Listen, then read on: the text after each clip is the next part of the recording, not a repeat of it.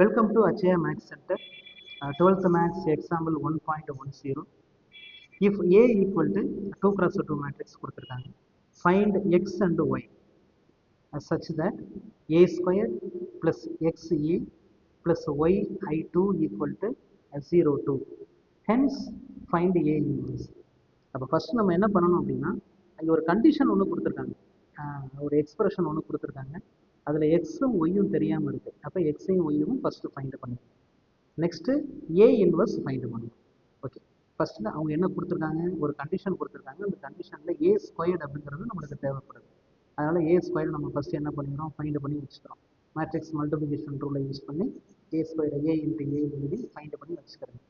Next அந்த கண்டிஷனில் கொண்டு போய் இந்த ஏ ஸ்கொயர்டு அதனுடைய ஆன்சரை சப்ஸ்டியூட் பண்ணியாச்சு. நெக்ஸ்ட்டு எக்ஸு கூட ஏ மல்டிப்ளிகேஷன் அதையும் சப்ஸ்டியூட் பண்ணியாச்சு.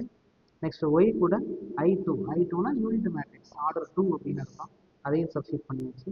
நெக்ஸ்ட்டு 0 2 அப்படின்னா 0 மேட்ரிக்ஸ் ஆர்டர் 2ன்னு அர்த்தம், சப்ஸ்டியூட் பண்ணியாச்சு. இப்போ நெக்ஸ்ட் இதை சிம்பிளிஃபை பண்ணணும். அதை சிம்பிளிஃபை பண்ணிங்க அப்படின்னா லெஃப்ட் சைடு வந்து 3 மேட்ரிக்ஸ் இருக்கும். அதை எல்லாத்தையும் ஆட் பண்ணி ஒரே மேட்ரிக்ஸாக மாற்றி வச்சுக்கிறேங்க. ரைட் சைடு ஒரே மேட்ரிக்ஸ் தான். இப்போ இது ரெண்டும் ஈக்குவலாக இருக்குது. அப்போ லெஃப்ட் சைடு உள்ள எலமெண்ட்டையும் ரைட் சைடு உள்ள கரஸ்பாண்டிங் எலமெண்ட்டையும் நம்ம என்ன பண்ணிக்கலாம், கம்பேர் பண்ணி இப்போ எக்ஸ்ஒயோட ஆன்சரை நம்ம ஃபைண்ட் பண்ண போகிறோம். இப்போ நான் ஃபஸ்ட்டு என்ன பண்ணுறேன் அப்படின்னா, லெஃப்ட் சைடில் மொத்தம் 4 எலமெண்ட்ஸ் இருக்குது. அதிலலாம் ரோ 1 காலம் 2 அந்த எலமெண்ட்டை நான் சூஸ் பண்ணுறேன். அதை வந்து என்ன பண்ணுறேன், 0 கூட கம்பேர் பண்ணுறேன், ஈக்குவேட் பண்ணுறேன். அதாவது 27 + 3x = 0ன்னு எடுத்துக்கிறோம். இதில் வந்து நம்ம ஈஸியாக என்ன பண்ணிடலாம், எக்ஸோட ஆன்சரை ஃபைண்ட் பண்ணிடலாம், -9. இப்போ நெக்ஸ்ட்டு ஒய் மட்டும்தான் வேணும். இப்போ நம்மளுக்கு வந்து ஃபஸ்ட் ரோ ஃபஸ்ட்டு காலம் அதையும் நம்ம எடுத்துக்கலாம், அல்லது செகண்ட் ரோ செகண்ட் காலம் அந்த எலமெண்ட்டையும் நம்ம எடுத்துக்கலாம். ஏதாவது ஒன்று நம்ம எடுத்துக்கலாம். இங்கே நான் என்ன பண்ணுறேன்னா ஃபஸ்ட்டு ரோ ஃபஸ்ட்டு காலம் அந்த எலமெண்ட்டை நான் எடுக்கிறேன். அதை கொண்டு போய் கரஸ்பாண்டிங் அந்த 0 கூட நம்ம ஈக்குவல் பண்ணுறோம். இப்போ இதில் 2 அன்னோன் வேரியபிள் இருக்கும், எக்ஸ் ஒய் அப்படின்னா. இங்கே நம்ம எக்ஸு பதிலாக -9 ஃபைண்ட் பண்ணியிருக்கிறதுனால அதை எக்ஸுக்கு பதிலாக நம்ம சப்ஸ்டியூட் பண்ணிக்கலாம். சப்ஸ்டியூட் பண்ணிட்டோம்னா ஒய்யோட ஆன்சர் நம்மளுக்கு கிடைச்சிடும், y = 14. அப்போ இப்போ நம்ம கையில் எக்ஸும் இருக்குது ஒய்யும் இருக்குது. ஃபஸ்ட் கண்டிஷன் ஓகே, அதாவது first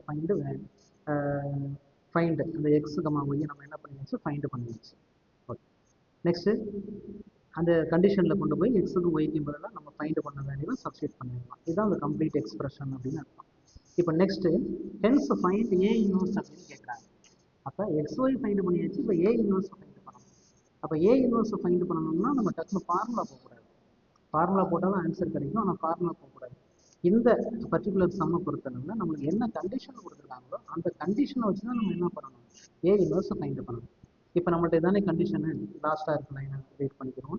A squared -9a + 14 I2 = 0 2. அப்போ இங்கேருந்து தான் நம்ம என்ன பண்ணணும், ஏ இன்வர்ஸை நம்ம ஃபைண்ட் பண்ணணும்.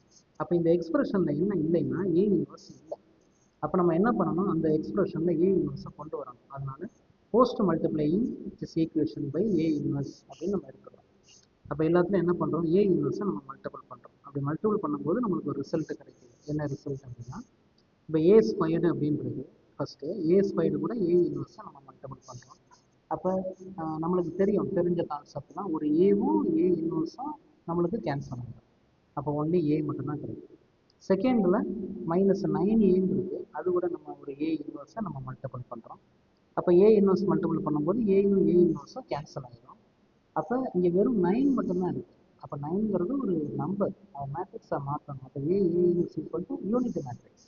கேன்சல் ஆகுதுன்னா என்ன இருக்கும், அது யூனிட் மேட்ரிக்ஸாக மாறிடும். அதாவது 9I2 அப்படின்னு போட்டுருக்கோம். நெக்ஸ்ட்டு 14I2 கூட ஏ இன்வர்ஸை நம்ம மல்டிபிள் பண்ணணும்.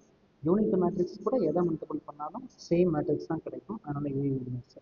ரைட் சைடில் 0 2 அது வந்து 0 மேட்ரிக்ஸு.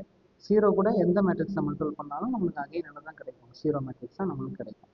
ஓகே, இப்போ நம்ம என்ன பண்ணணும், ஏ இன்வர்ஸை மட்டும் லெஃப்ட் சைடு வச்சுக்கிட்டு பேலன்ஸ் இருக்க எல்லாத்தையும் என்ன பண்ணிக்கணும், ரைட் சைடு கொண்டு போகணும். அப்போ அந்த ஏ இன்வர்ஸை ஃபைண்ட் பண்ணுறதுக்கு நம்மளுக்கு ரைட் ஹேண்ட் சைடு ஒரு எக்ஸ்பிரஷன் இருக்குது, அதை யூஸ் பண்ணி தான் இப்போ நம்ம ஃபைண்ட் பண்ண போகிறோம். அப்போ நம்மளுக்கு என்னென்ன தேவையோ அதெல்லாம் உள்ள சப்ஸ்டியூட் பண்ணிக்கிறேங்க.